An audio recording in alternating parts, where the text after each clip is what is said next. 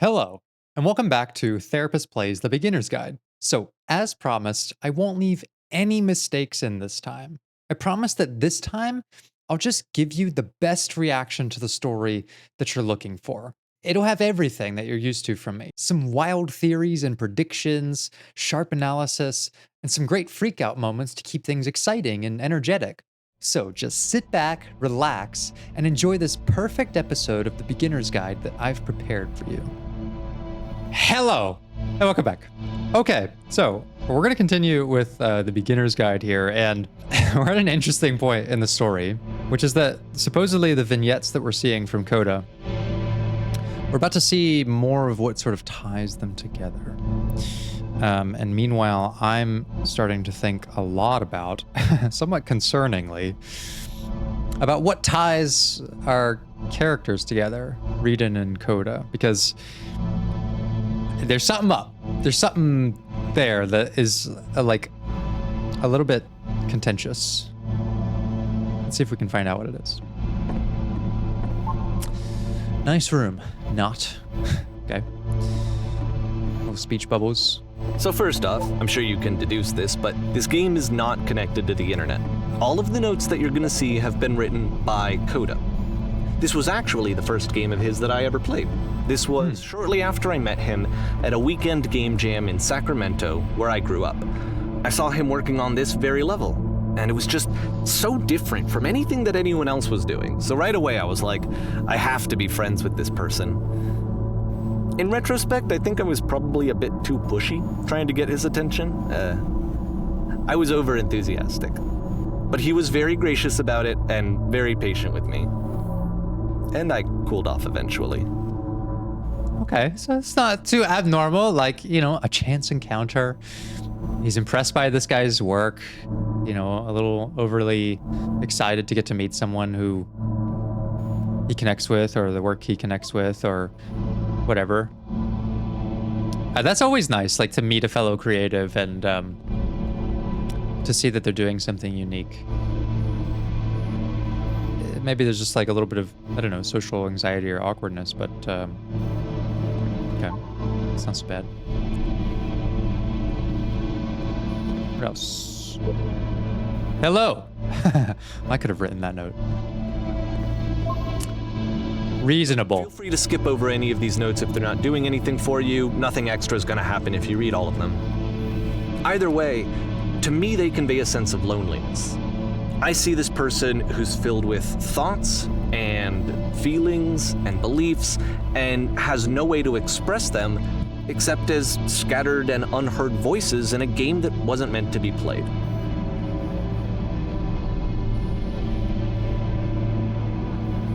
But it's ironic, isn't it, that in playing this game and seeing how alone Coda often felt, that we get to know him better and actually kind of connect with him.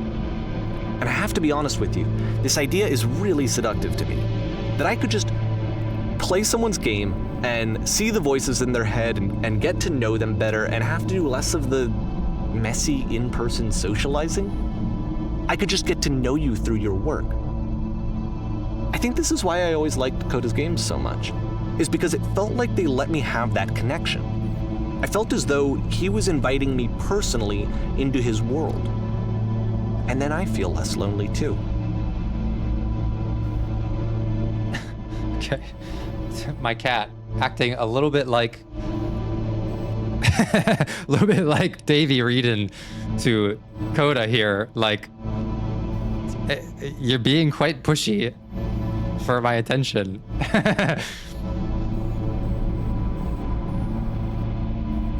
What? What do you want? What do you want? What do you want?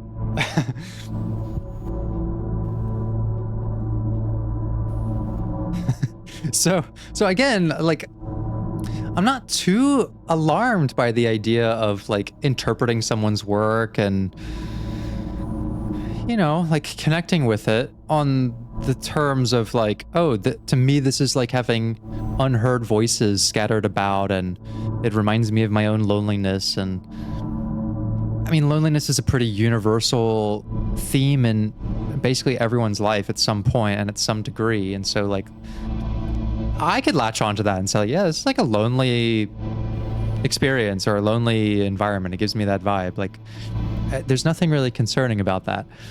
Up until he said, like, I felt like he was inviting me sort of personally into his world and his thinking. Like, there's just that extra little leap that is part of why I'm on the edge of, like, concerned about something. And again, like, it's not that extreme yet, okay? Like, I've misinterpreted cues from people. Like, it's a pretty common cognitive distortion. Personalization, where you, like, think something is, like, about you, like, more specifically than it is just kind of circumstantial. You know, if you've been in a group of people and you feel like the message that someone is getting out to everyone sort of applies uniquely to you, like, you're probably doing a little bit of that. And some of that's just a natural sort of protective instinct, like to be on the lookout for that sort of thing. Some of it is also wanting to be connected with, like, but there's a difference between, like, this work speaks to me and this work speaks to me specifically, which is not aligned with the speech bubble here that says reasonable. It's not a reasonable thought process to go down because, like, just think about the situation. Like, they just met, okay? This work predates their encounter, okay? Like, it's not about you, Reedon. Like, he didn't even know you existed before making this. But yeah, again, it's like, that's why this is kind of problematic, because it's like right on the line. If I was going through this and I was like, oh, okay, like, let's say someone turned this into me and, you know, this was their therapy project or something and said nothing about it, and I was like looking for meaning, and I'd be like, okay, like, this place makes makes you sad and you created it. Okay, I can see, like, the loneliness vibe. I want to tell you a secret. Like, there's enough here that it's like right on that line, you know? Define fun. I'm king of the world. Hello. How is there wood and grass and concrete here? What the fuck? Like, but also some of this is just random nonsense. And it even said that, like, at the beginning of this little vignette, so... all right, I'm a little bit more concerned now. I'm a little bit concerned about Reedon's, like, personalizing of this work, which, as I've been kind of getting the feeling of, like, he's a little too invested. This is just nonsense, actually. Someday, like, it is actually just nonsense.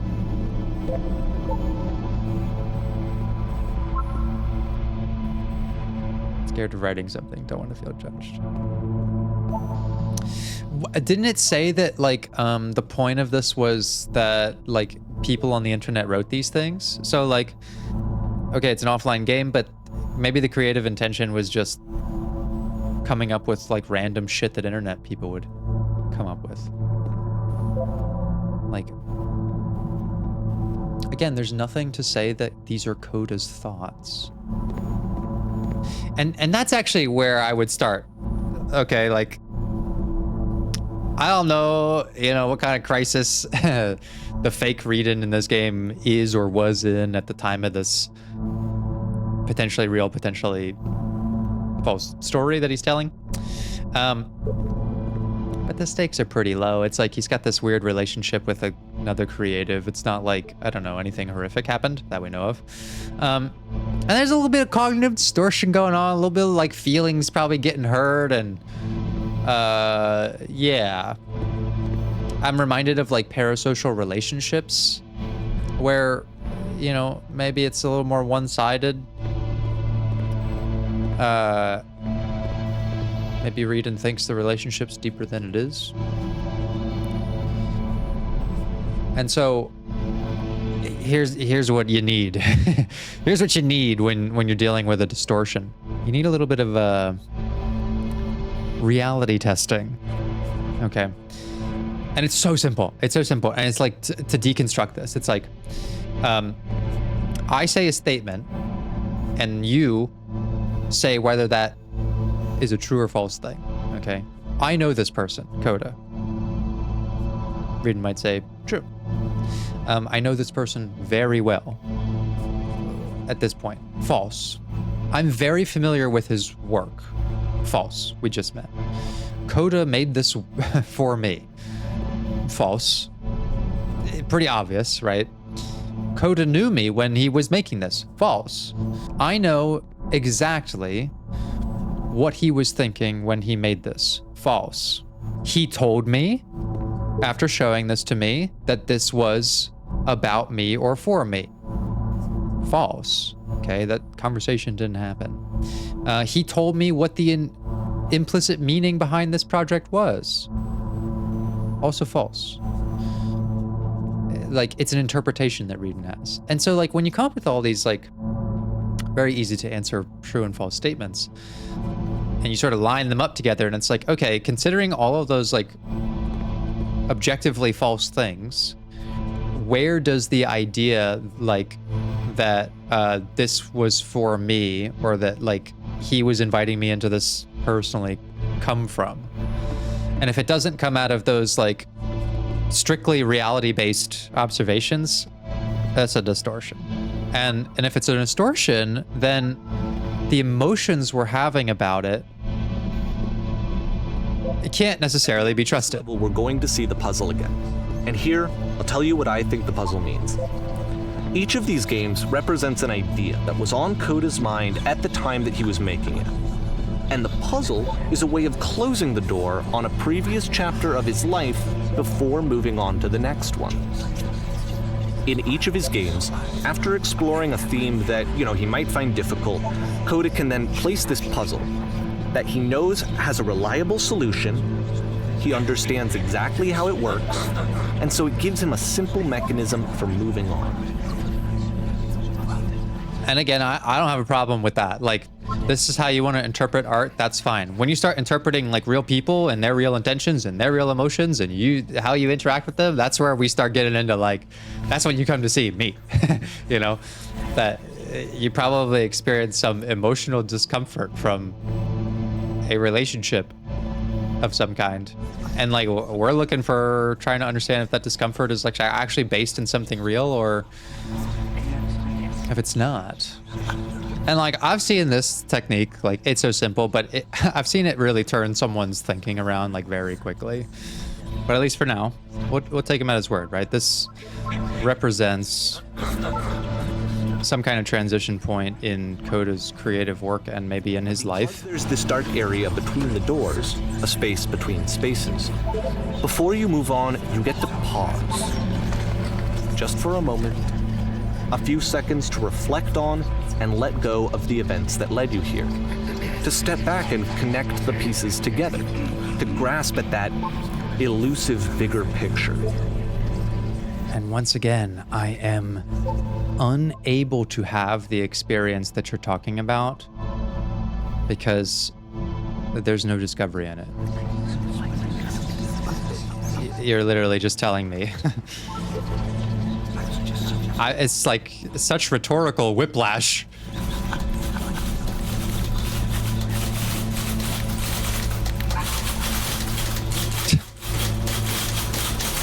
I have no fucking clue what is happening.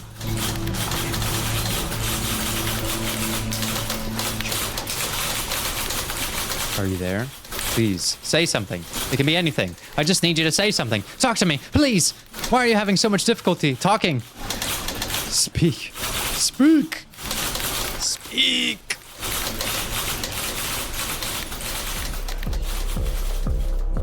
Okay, this one is tough. It's gonna kind of just spin its own wheels for a few minutes. Hang with it. Okay. Music is a little more upbeat. You know what? Like, fuck it. I'm just gonna listen to him. I feel like I'm having the same, like, narrative arc that I had during the Stanley Parable, where I was like, trying to figure shit out. And then eventually I was just like, you know what? Fuck it. Just take me on your wild house of fucking mirrors and delusions and whatever else you got for me. Like, fuck it. Let's just go. Let's just do it. What do we got?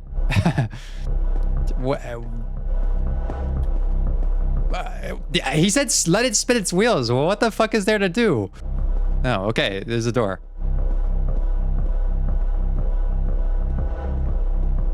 You know what, though? I feel like I'm in the headspace of reading as well, because, like, the more confusing this gets, the more I'm also, like, grasping for anything that ties any of this shit together.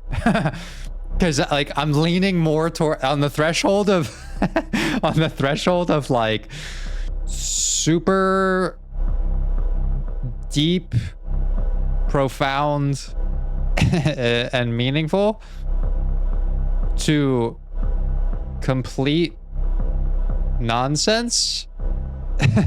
I'm like trending that way at this point. So I want to be pulled back, okay? Like, I want there to be meaning in it too. The whole game. And there's nothing that's particularly interesting about it. You just walk to the end of a hallway. All right. Except, for some reason, Coda gets really fixated on this prison that has all of this modern furniture.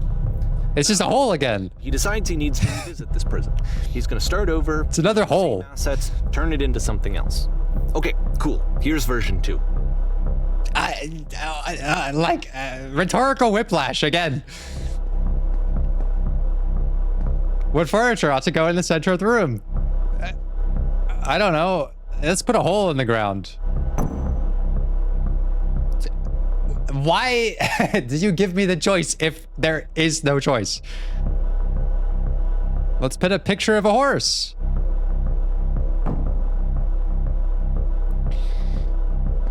Okay, man. We should light up the room. Yeah, let's do a skylight, full ceiling window. Let's open this baby up. That's what I'm talking about. Ah, yeah, that'll do. That'll fucking do. Just a lamp. We need a table. We already have a table. I'm pretty sure none of my choices are making any difference. Exactly. That's not even a table. That's like a dresser. There's a bit more to this one, but still, it's not really communicating anything. It's kind of just weird for weirdness' sake. Well, yes. I agree, actually. So, okay, he throws it out and starts over. This time he comes at the prison idea from a different direction. I'm in a prison. I'm in a fucking haunted house rhetorical nightmare prison. Hello, please walk forward. This guide will enable you to escape any prison environment. Follow the instructions carefully. Take care that you remember each step. This is the Stanley Parable. He just made the Stanley Parable again. First, click on this table, okay? Good. Go over to the photo frame and click to turn it slightly. Photo frame. Now turn the floor lamp in this room off. Why? Why? Why this? Why all of that? Why all of this? It's complete nonsense. I'm fully in the this is complete nonsense dimension now. Okay. Sure. Touch the shelves. Yeah, I'll fucking touch them. Click on everything. That's it. In a real prison, the escape will now open. What? The return to the start and be taken back to your prison. This is like, I don't even know what it's like. It's not like anything. I was gonna say this is like some fucking AI made it, but like AI is like kind of smart now. And of course, like, now the table is gone and you can't begin the chain of events. It wouldn't hallucinate this hard. Here's a version where there are no bars, but you can't actually get to the well. And then a version where the inside of the prison is the outside and the outside is the inside. That's great. That's perfect. Real quick through a few more. Yeah, you know what? At this point, blink me through. Prison idea. There's nearly a dozen of them. I think it's awful to watch this. It is. Unraveling through their work. I'm unraveling. Hey, so I just wanted to check in with you here to make sure that you're enjoying the video. Are you enjoying it? Did I make any mistakes yet? I don't think I did, but I'd really like you to let me know if you caught any. Your feedback is really important to me, and so if it's not too much to ask, if you're having fun with the video, could you please leave a comment that says, "This video is perfect. There are no mistakes, and I'm learning a lot." That would be super, super helpful to know that I'm being both entertaining and informative, which I always try to find the right balance with. Okay, I'll let you get back to the video now, and I'll check in with you again later. Thanks. Like, at what point do you just go, maybe there are game ideas other than this prison that I could be working on? Coda Literally anything else. always telling you to stop. That particular mechanism of defense against yourself. Without it, you just spiral. I'm spiraling! Going and going and going and going and going. And then he hits on something. And he likes it. And that's it. He's done. He stops making prisons. This is the very last version of the prison game that he created. And the reason I think it works is that the prison is not actually in it.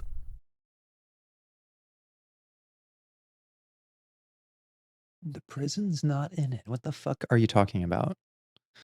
And now I'll step out of my, like, acting voice to say that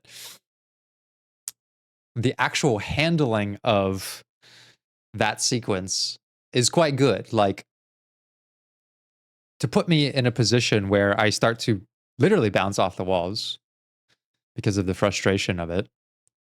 The use of music and the use of, like, completely non sequitur interaction bits that really are for nothing and do nothing and mean nothing, to sort of ratchet that up to a breaking point of frustration and complete doubt of any sort of concrete meaning, and then to completely strip away all of that, give you full control back, right? Take away all of the sensory input. It actually does make me feel more curious and, like, gives me a little bit of hope that there is something super deep, profound, and meaningful ahead.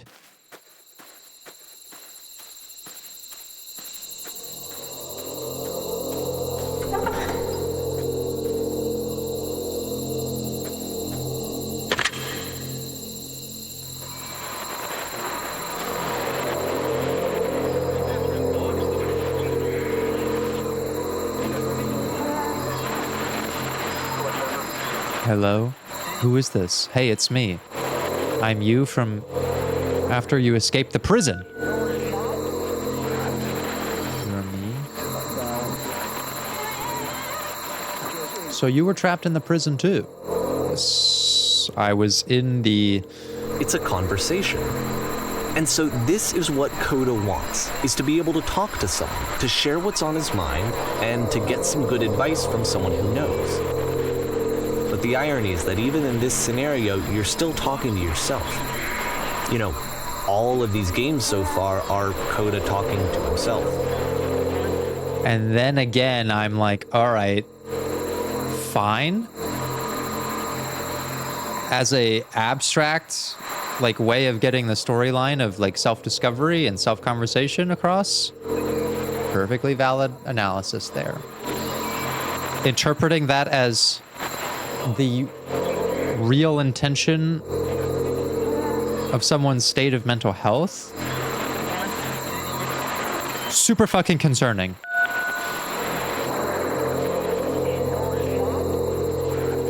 I was in the furniture maze. Yes, that's where I am now. I'm so glad to know that I get out eventually. What's it like to escape? But I didn't have this conversation before. It feels completely still and wildly in motion at the same time. It does feel like that. Do you feel any different? Sometimes I'm scared I'll get out and things will be exactly the same as before. It actually does change. I don't feel like the same person at all. Oh, good. That's so nice to hear. It makes me feel really happy. Remember to enjoy being who you are right now. It won't last. It's pretty fair take. Wait, if you're me, then did you get a call from another version of me when you were trapped? No. I'm the first person to call back. So, then can you tell me how to get out? Maybe I can come find you. What do I have to do? I gotta do the therapist thing. You gotta tell me how you feel. What? That will free me? Yes, actually. How does that work? Listen, you can't know until you're out, but I promise it works. It's sometimes me trying to explain the point of therapy. Okay, I'm afraid nothing will ever change. It's kind of sad. Go on.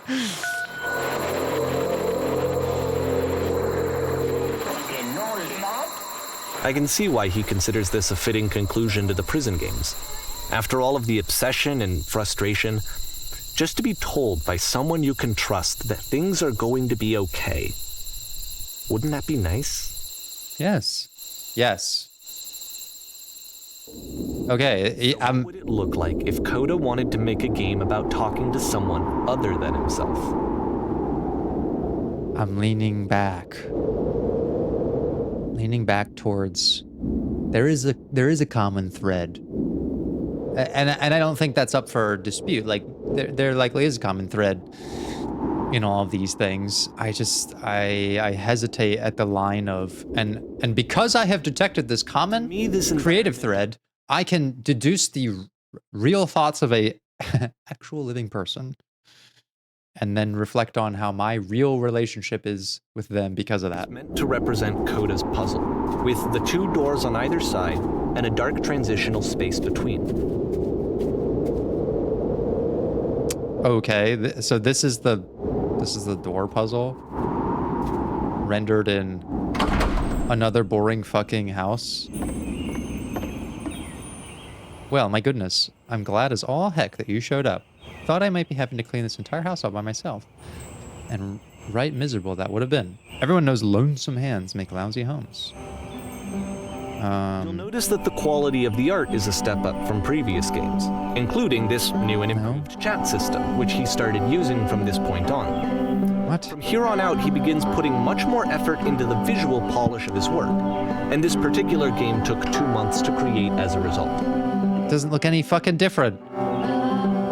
These are like just basically the same assets. Like maybe it's a little different, and the dialogue system's not more polished. It's the same. It's just bigger. Okay. Are we cleaning this whole place? That's the story, little one. Oh, don't you worry now. We'll be through this mess in no time. I promise you'll wish there was more. Why don't I finish up here? And in the meantime, could you please clear the table? Much nicer. That's the table I want to see. Now would you please run into the bedroom and make the bed? Okay. This is the gameplay. While you're there, why don't you straighten out the... All the little details matter. Do you enjoy being a house cleaner? Well, I don't enjoy it so much as I need it. While I'm working, I feel a kind of calm that rests in the pit of my ribcage. My soul just can't be soothed any other way, it seems. Which I guess is about all that matters. Oh, that and a tidy couch. Would you straighten the pillows on the sofa? I'm literally doing everything. Oh dear, looks like someone spilled a drink over by the couch. Nope. I'm back. I'm way back here. There's no fucking point to this. Maybe mop that up as long as you're over there. This is bullshit. I feel compelled to share an incredibly cheesy personal insight. You okay with that? Yeah, I'll try to get by.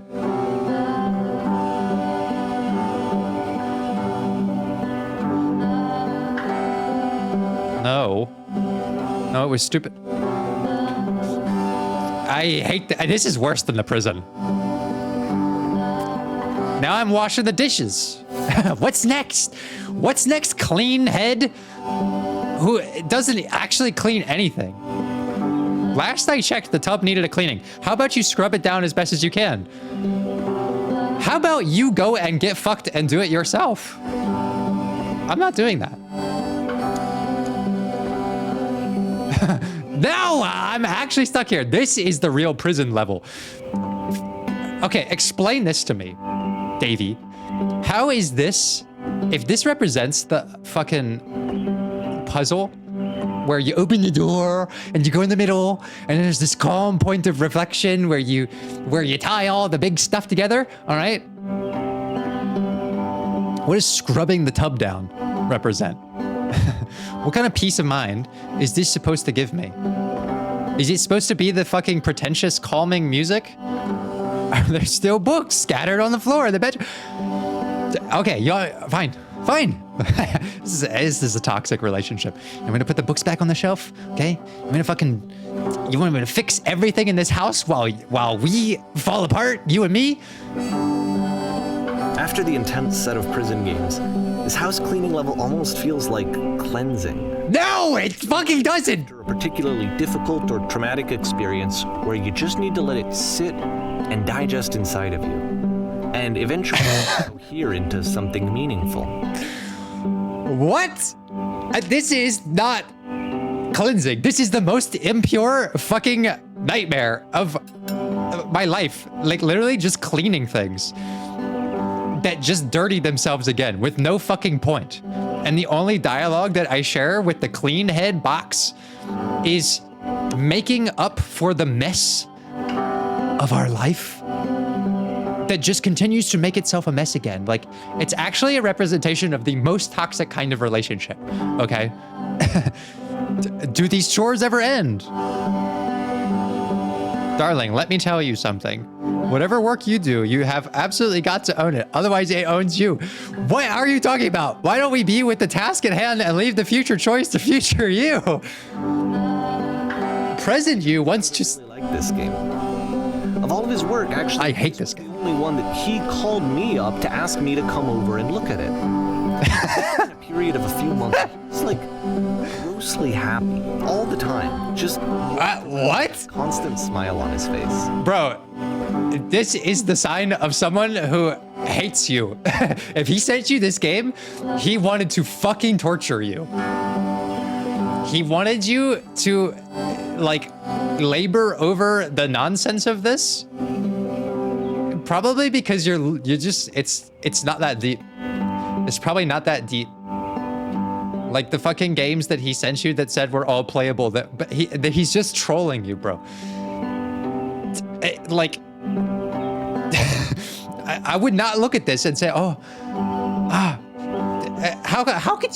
could you go from this is someone who is at peace in their life, and the sign of that is like someone locked in a relationship where all you do is clean up messes that just make themselves again, and then nothing changes, to the false serenity of it's like kind of shitty, like template meaningful music.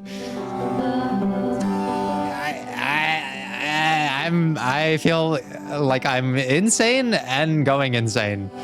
I don't see this as like someone being tortured or at peace. I see this, I'm like so far in the this is nonsense camp. Looks like the tub has gotten dirty. Yeah, I'll tidy up the fucking tub. Would you mind tidying it up? Yeah, it's fine. Yeah, anything you like, darling. Anything you like. I was gonna say, it occurs to me that one's house is a lot like one's soul. You take care of it and it takes care of you. Don't know why I felt so weird about that.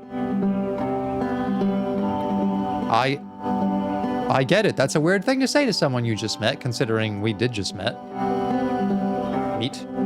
This is actually making me insane. My brain is like not working correctly.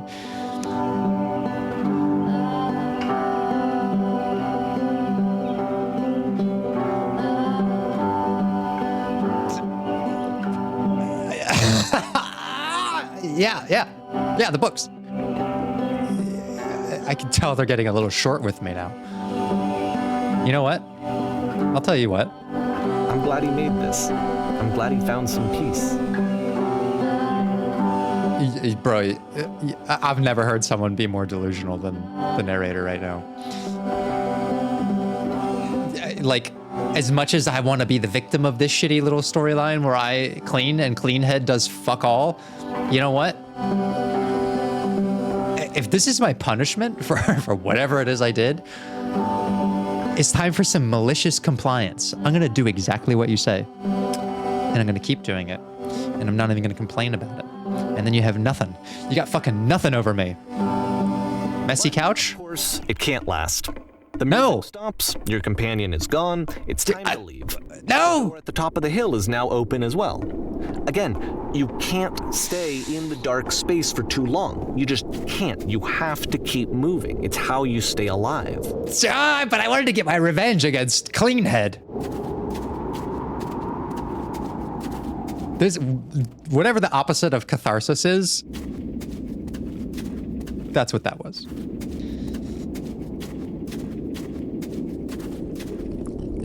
See?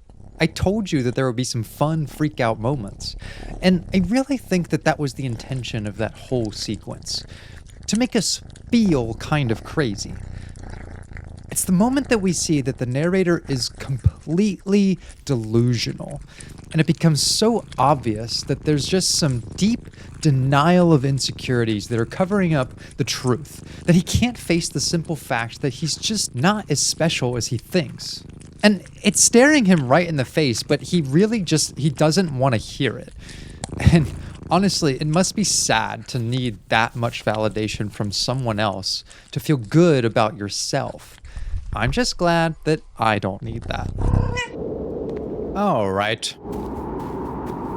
Which is the whole point of the puzzle doors, right? That sooner or later you have to pick up and move. I really thought that was the point of it.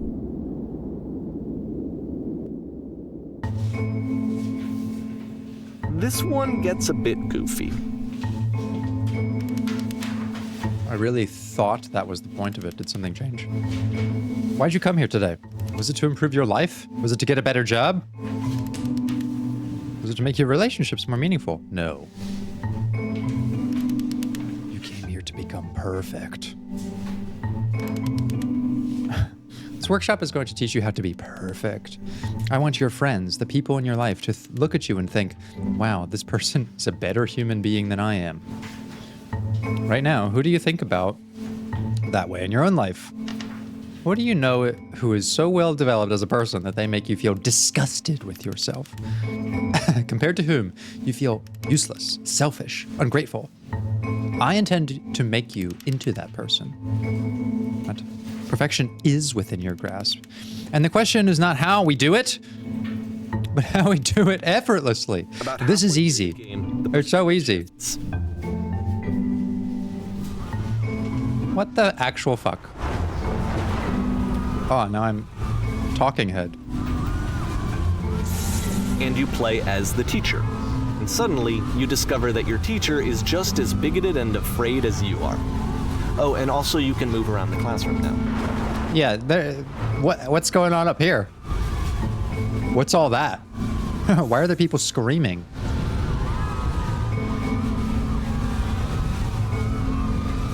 On the way to work, I told an elderly person to start contributing to society.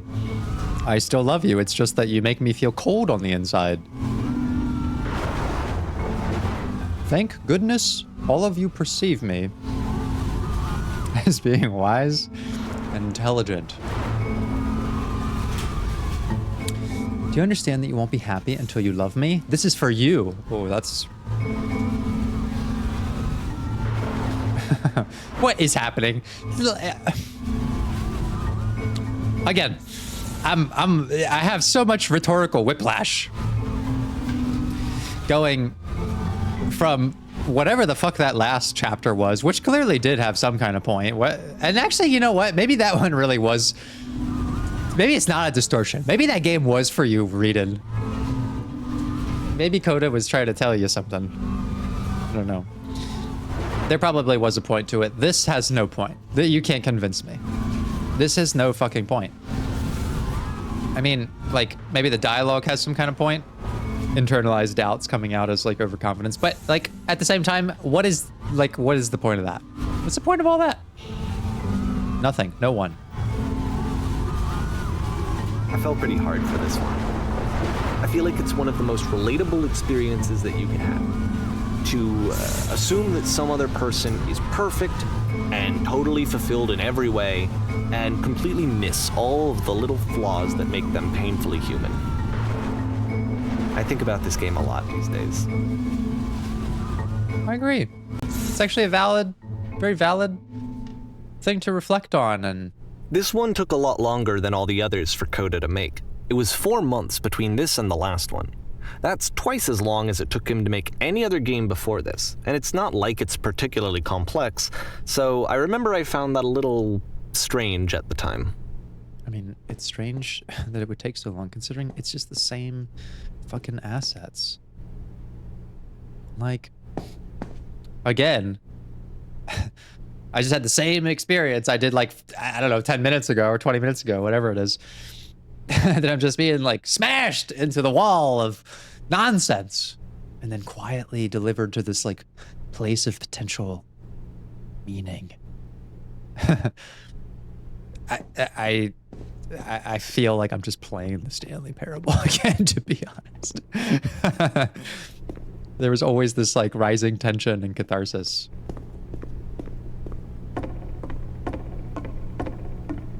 What do we got here? Jesus. Performance is beginning. In this scene, you'll be playing as me. We are a gathering of professionals. First, we'll start out leaning against this wall. Good. Stay right there. The woman across the room, in this chair, is a professional photographer of animals. It's your dream to photograph animals professionally. As you can see, I'm a professional myself. At talking. This is your one chance to learn something from her, to gain something, to succeed. Go on, say something to her. Hello. Hello? That's it? It's not a conversation. To actually converse with her, be a human being. Can I go up to her? Do it again. Here are all my hopes and dreams. I kind of have to. Kind of have to do that. No, no, no, no, no. That's not what I said to her at all. You're completely missing the tone of the conversation. I was reserved, but I knew what I wanted. I was confident. For some reason, it was just that one moment, but I was confident. Maybe it's that you need to feel better. A better feeling of the setting. There are a lot of people around us. I'll give you some props to work with. These cones that bounce when you touch them, or represent the people nearby. I'll talk to her again. I mean, I gotta check out the bounciness. That is literally how I have felt this whole episode. Ah, there's a lot of meaning to this. No, it's complete nonsense. Ah, there's probably something going on. Ah! No, there's nothing going on. Think about this. Can I go here? Can I just not do any of this? Fuck. Okay. What if I happy, wise, successful, focused. All of the things that we all want to be. I'll bet you've learned to lean into the pain. You're messing it all up again. Whoa, like, these are not real conversation starters. You'll freak her out if the conversation gets that personal that quickly. Do you not realize how important this was for me? I'll never get an opportunity like this again. I want to try something. Try stepping back from the stage. Like, that way? The fuck? Okay. I think this one's saying something. What's it saying?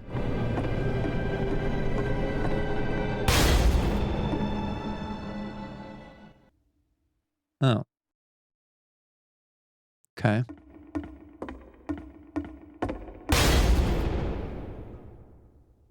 The Okay, game ends with yes. this eerie premonition of what's going to happen next in Coda's life. The solution to social anxiety, to fears of having to perform and having to chase success, the answer for Coda is to withdraw, to hide himself away. Which is what leads to scenarios like the stairs that slowed you down several games ago, where it just becomes harder and harder to access Coda's inner landscape because he keeps retreating.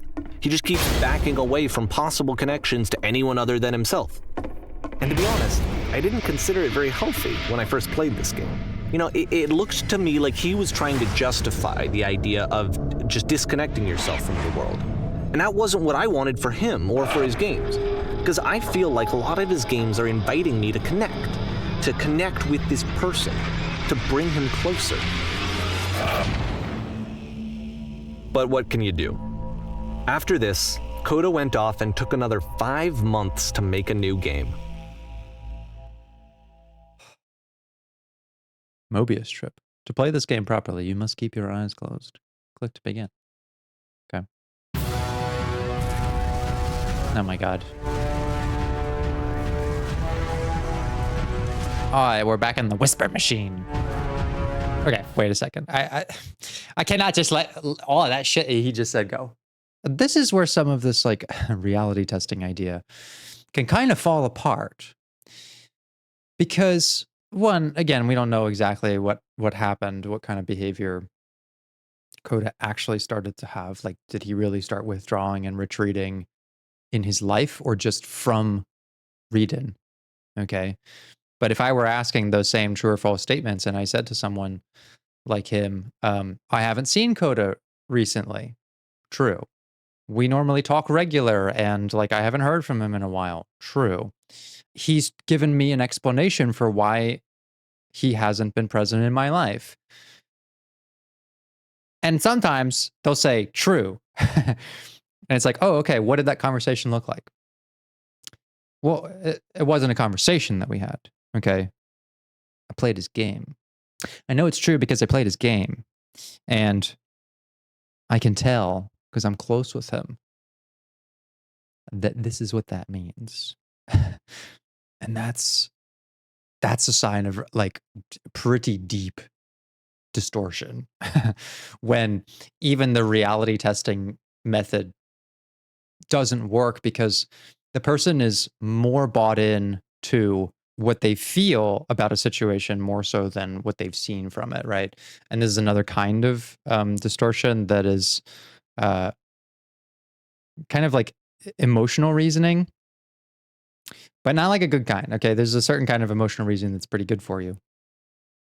But emotional reasoning is when you have something like, I feel like a bad person, so I must be a bad person. Like where how you feel about something becomes the evidence that it's true, which is actually not the case. Okay, like I feel like this thing is about me, and so it is about me.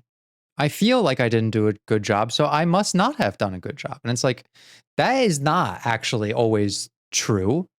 Um, in fact, you'll see this sometimes where I'm like, hey, good job on that. And they'll be like, oh, no, you're just trying to, make me feel better. But really, I did a bad job. And it's like, that's our distortion, that the way I feel about something is the evidence that the thing is true. I feel like this is the reason that I haven't seen Coda around, or that he's isolating, or that this is the reason these took longer. Like, but like the fact is that in reality, we don't know. Like that isn't objective truth. Okay. Like if you're operating under layers of distortion, then no. Sometimes you can't rely on emotional reasoning and expect that that's going to give you like the closest picture to reality. Like there are times where I feel stupid, but I'm not stupid. Like I do stupid stuff, but like being objective, like I'm not stupid. I just feel stupid sometimes. Okay. And that's like also how you protect your self-esteem. Your like ability to distinguish how I feel about something being more temporaneous and coming with some artifacts of our perception, and like actually being able to detect something more realistic that's based on real evidence. And it is connected so much to like this idea of social anxiety, which I don't necessarily know if Coda has any. It sounds like Reedon's got some, right? Um, Based on what he said about their first encounter. But social anxiety is like also a part of this, okay? Like I'm in a room full of a bunch of people and I feel like they're all looking at me. They're not all looking at me. I feel like everyone is judging me. That doesn't mean that they are.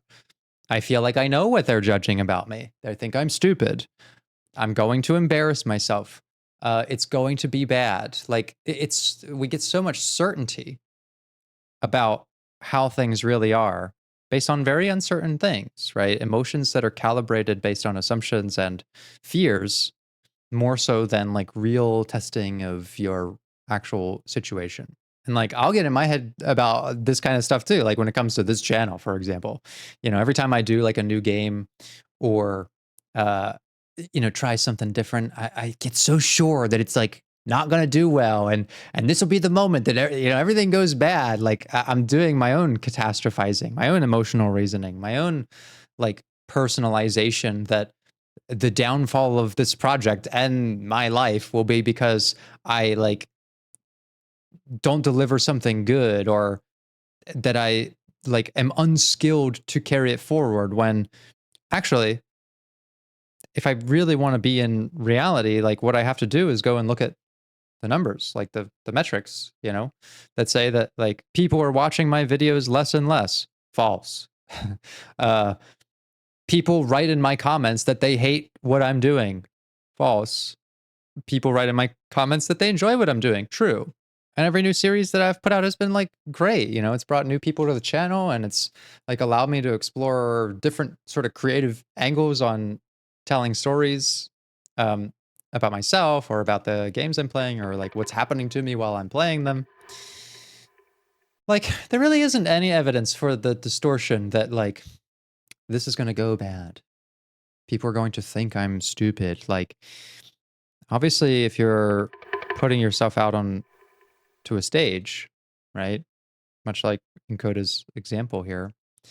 Um, Whether that means you're a content creator or a game developer, like you put your work out there, you put your fucking soul into it. You do want people to think it's like, I don't know, as close to perfect as it gets. Like, I think there's a lot of truth in that. You want to be something to someone. You want to matter. You want to stand out. You want to be unique. Like, these are basic social needs, right? That are attached to like very basic emotional needs for validation and acceptance and connection, for pride and achievement and like so many other things. And I actually think that those are like good motivational forces when they are tuned correctly, right? Like my desire to achieve and to feel proud and to connect with you and to make something that's like lasting and creative and worth doing, worth me making and worth you spending your time on. I wouldn't put so much passion into it if I didn't have a little bit of that concern, you know, a little bit of that anxiety that like tells me don't be too safe, try something different. Put yourself out further than you would normally be comfortable with. Like that is a good motivating force. But you have to be careful to check your assumptions along the way, because too much of that and you can paralyze yourself. Because I think that a lot of people have this assumption in their mind that inaction is better than disappointment or failure. I'm so worried about messing up or doing something bad or being perceived a certain way, so I'll do nothing. At least I'm safe, right? And to me, that's justification to stay the same. Which, if you want to stay the same, that's fine. Okay. But I'm in the business of change, like both creatively and um, in the world of mental health, personal change, societal change, systemic change, emotional change, all of this. And so, no, I don't think inaction is better than disappointment. I think you learn a lot from that. And you have to accept that you are going to disappoint some people. Some people are not going to like what you think or have to say, or they're not going to like your take on, something that's already very precious to them. And you either have to make your peace with that and do the thing anyways, or do nothing. And use your fear of failure as justification to stay exactly the same as you are. Which, I know. I've been there, okay? I spent my time doing a lot of that. Um, it takes a lot of work, I think, to sort of discard perfectionism and be okay with things being flawed and incomplete, and knowing that you can't be, like, protective of the perception that people are gonna have of you, and all of this stuff, okay? It's like it's a very, like, narrow space to land in your mind, like, to have enough of this, fear to actually put in the effort, but not so much that you don't do anything.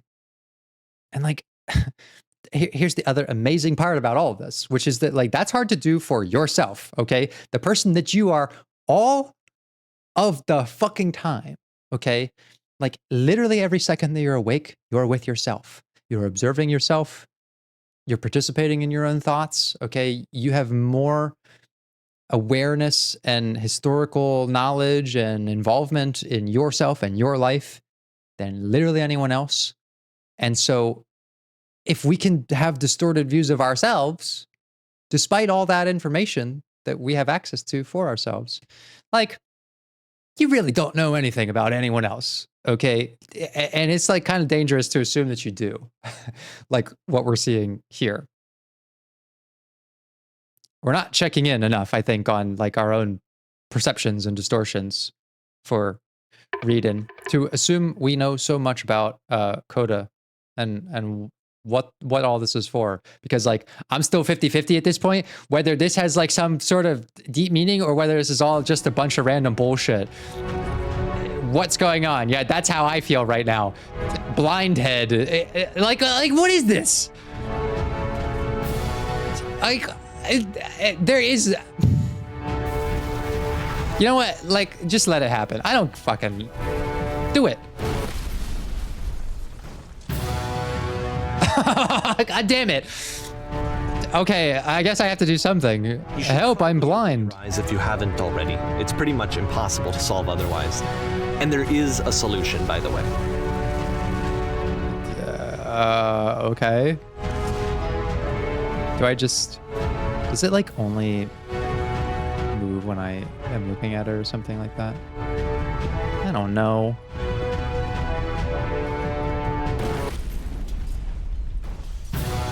Nope, it's just nonsense. It's just nonsense. What is going on? I don't know yet. I'm trying to find the shields. Fucking hell. Please don't let this be forever. Okay, there's the elevator. Speak something that is honest. I'm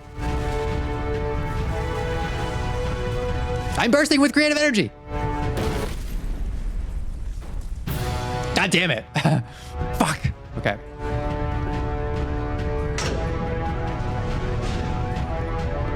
Something that's honest, I guess, to Coda, maybe? I can't keep making these. Yes, that's it. That's the truth. Like I said, I was getting concerned. First off, he's never been this explicit in his work about exactly what he's thinking. So where's that coming from? But then even weirder, his work has potentially stopped being an outlet for him. Not like he's having trouble iterating on ideas, but he literally just can't think of new ideas anymore. And in person, he was being a lot more distant than usual. Like, you know how sometimes a person will just deflect anything that you say in order to keep themselves disconnected all the time? It was that kind of thing.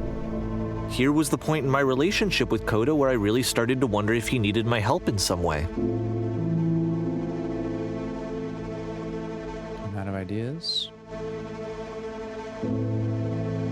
Keep going, keep talking. I haven't been honest.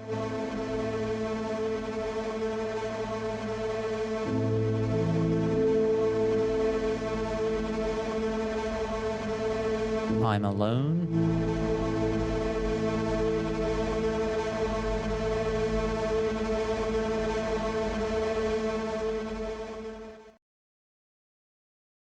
His games are going to get more desperate from here on out. After this game, it's almost 6 months before he finishes something new.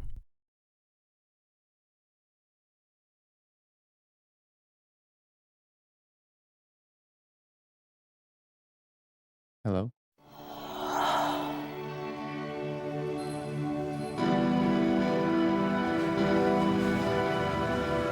Is anyone there?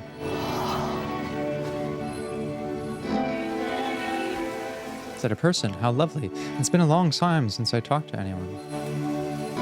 What's wrong? You look lost. I'm completely out of ideas. Oh. Okay. Oh no! What's happened? Did something change? There was a machine that kept me going and it stopped? Maybe.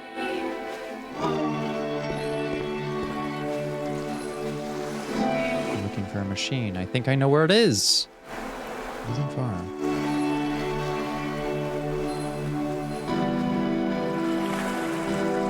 I need to see it and to know why it stopped.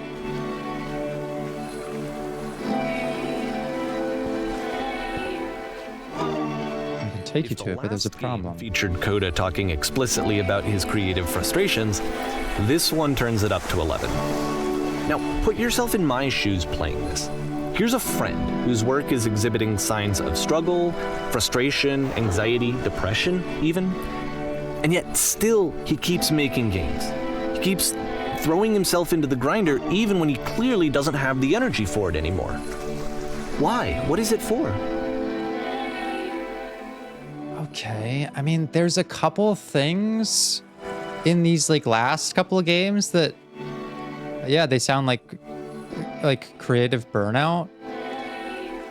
But like, for example, when I sit down with someone to do therapy, and I'm wondering about these same subjects, anxiety, depression, avoidance, isolation, loneliness, those things are elicited through dialogue that promotes self-discovery and insight from within the person's own perception. They're not analysis of mine.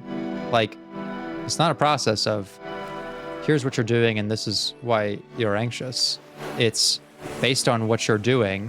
What kinds of feelings does that bring up for you? It makes me anxious. Like, it has to be that way. And I don't know. I have trouble with like the idea that all of this is being just interpreted through the games that he's making versus like, what kind of conversation did you have with them? Did he ever say any of this stuff? Maybe it was difficult for him to be explicit in dialogue, but it's too much assumption. And at the same time, like, I don't know how much harm it does really to be concerned about someone, especially a friend.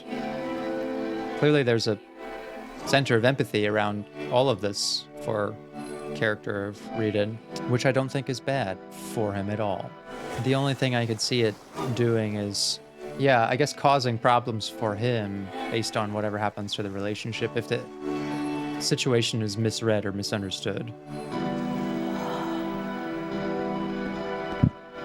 So let's see. I feel like we're heading towards some understanding here of what the fuck is going on. Because from my perspective at the time and just what I knew of him, this was a result of how isolated he was. He was in his own little bubble, just sitting at his computer all day, not really showing these games to anyone, not releasing them onto the internet. And so he didn't have anyone outside of himself to connect with. He had no outlet to ground himself on. I've solved this puzzle before. It's true. Can you tell me how to do it? Yes. You open the first door.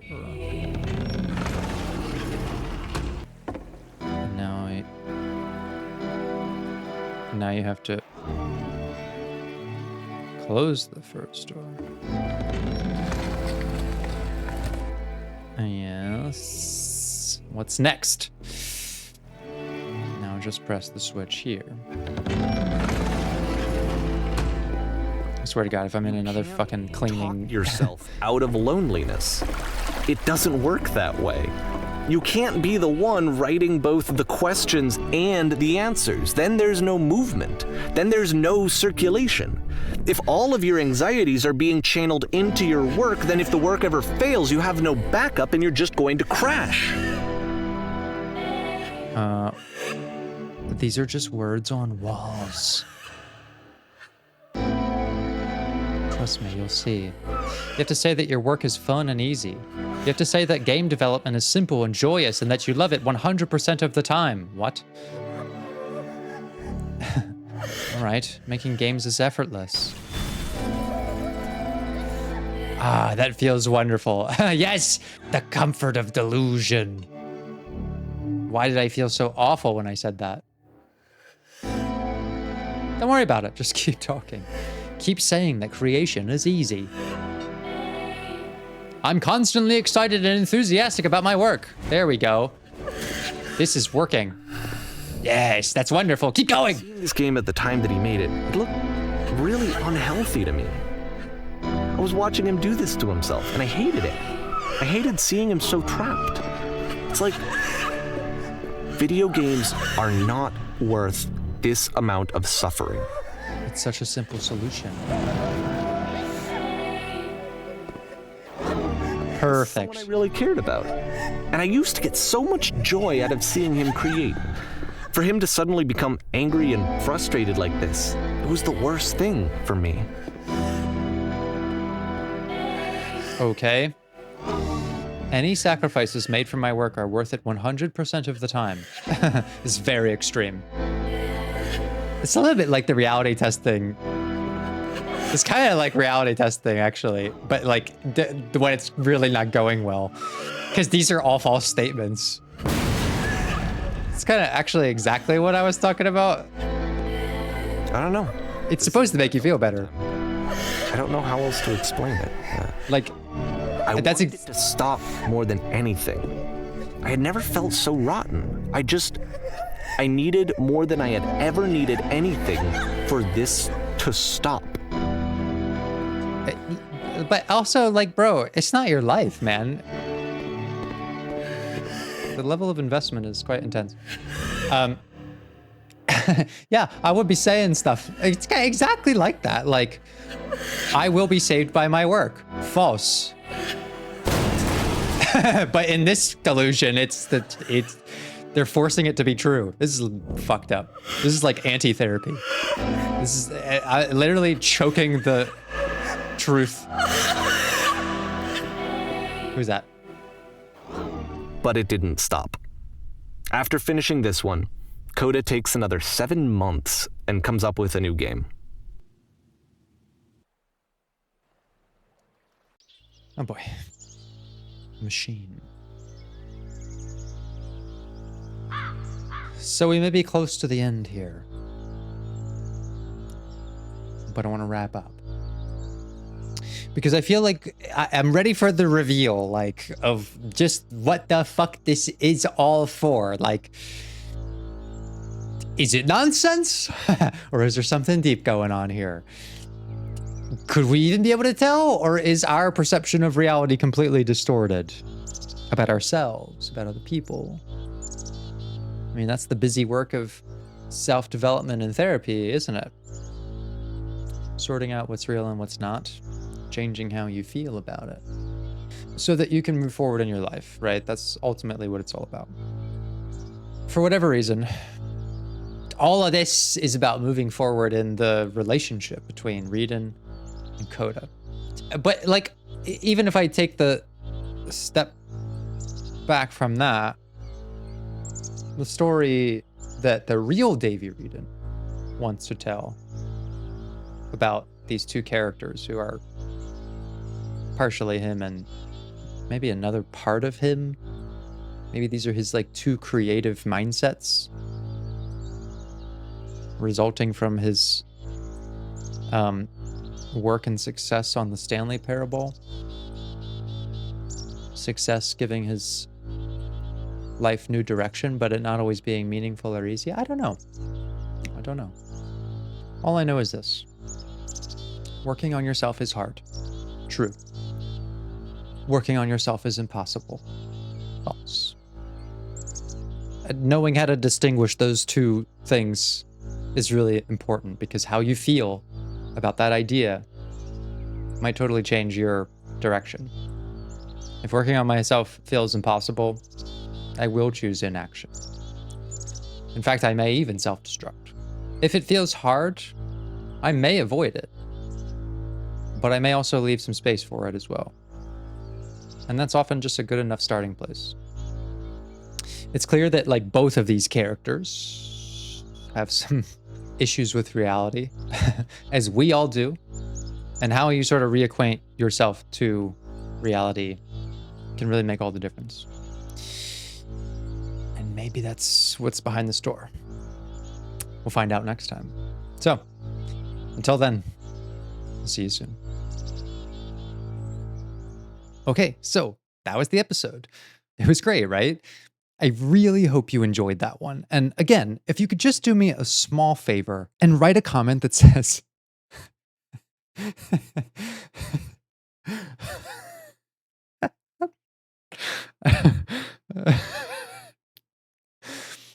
if you could just do me a small favor and let me know that you did by